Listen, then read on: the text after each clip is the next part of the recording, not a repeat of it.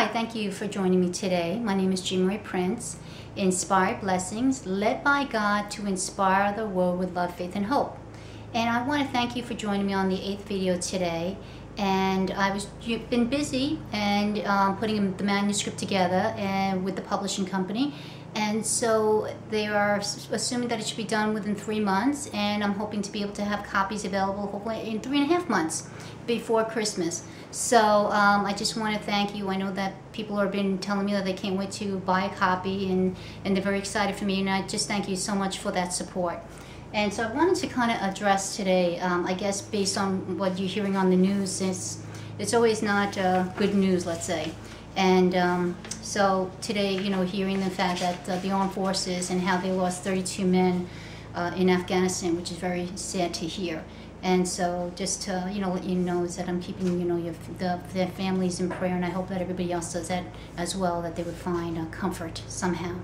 So I wrote, in the book, I have a part about the armed forces, and so I just wanted to kind of share that with you. The armed forces are the heroes we haven't met, yet we have seen their families with tears of sadness at the loss of their loved ones, then with tears of joy when they are reunited once again. How can they love us so much that they fight for our freedom? For them, I wrote, the brave heroes of the armed forces. This is also a tribute to my father, Joseph, and his brother, Bobby, who did not make it home. They both fought in the Korean War to protect us. Then my father decided to do even more and adopted me from Korea to show me what true freedom really is. Thank you, Dad, for loving me like your own. And the title again is The Brave Hero of the Armed Forces. We have seen brave men in uniform. Some wear green while others wear navy blue. Yet they all look handsome even with white on too. And when they are lined up and ready for battle, it is with one purpose in mind, to fight for our freedom no matter who we are. You are the brave heroes of the armed forces because of your courage to stand up for democracy. Without you, we would live in fear, but because of you, we have peace in our land. We cannot thank you enough for the sacrifices you make on our behalf by taking time away from your family and facing the bad things that come across in your path while you are defending our country. May God protect you and keep you in safety when the battle seems too much to bear. May your guardian angels shield you from harm so you can come back home to the land of the free. So the people that are right now still fighting for us, may God bring you guys back home safely to your family. And also, I guess, with everything going on in the news again, talking about the stocks and talking about, our financial problems and so on in the U.S., and a lot of people losing hope. So I also have written something in it about hope in the book. And let's see, it goes like this.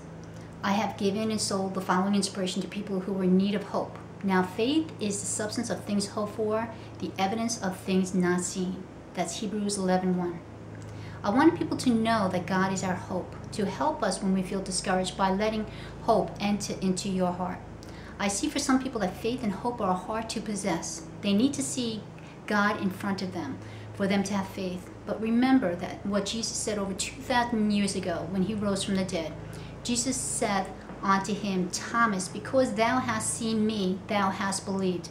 Blessed are they that have not seen and yet have believed. And that's John 20:29. And the title again is Let Hope Enter into Your Heart. Hope is not something you can hold in your hand, but it can enter into your heart and soul as if it was real.